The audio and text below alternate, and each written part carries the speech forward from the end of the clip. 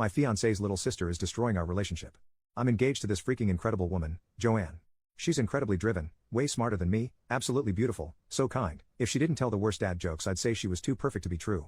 That, and the fact that, in her infinite kindness, before she and I lived together she let her little sister, Katie, move in with her after their parents kicked Katie out for skipping school and getting high all the time. Despite all that, Joanne has always maintained that Katie is a great kid with a good heart.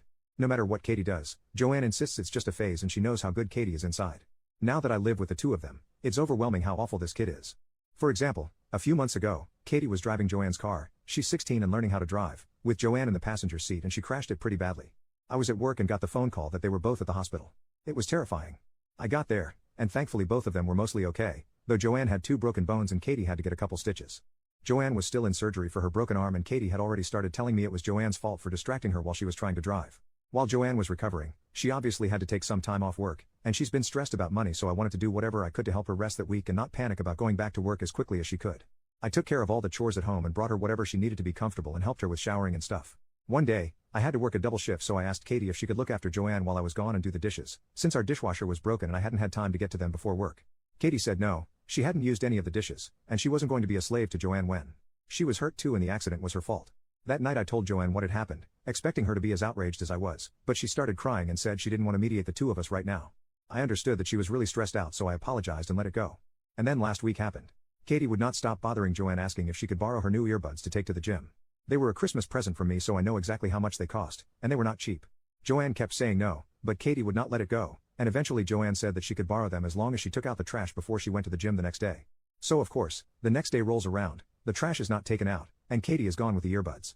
When she came home, she left the earbuds on the counter, so I put them back in our room.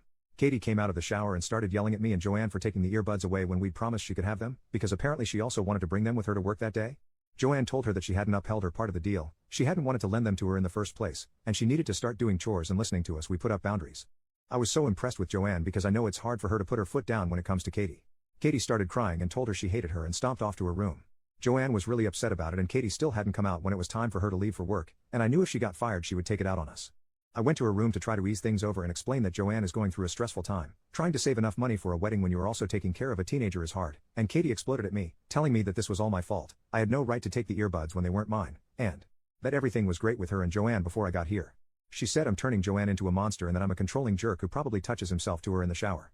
I don't know where that came from, but she's a minor, so that's a pretty serious allegation. I think that was my last straw. I don't know how to keep living with her, and there's no way Joanne would ever choose me over her sister. Maybe with me out of the picture, things would be better for Joanne. Or maybe I'm just telling myself that to give myself permission to bail, because I seriously cannot take another day at this house. I've called a buddy who says I can stay with him for a while. I'm torn up about this.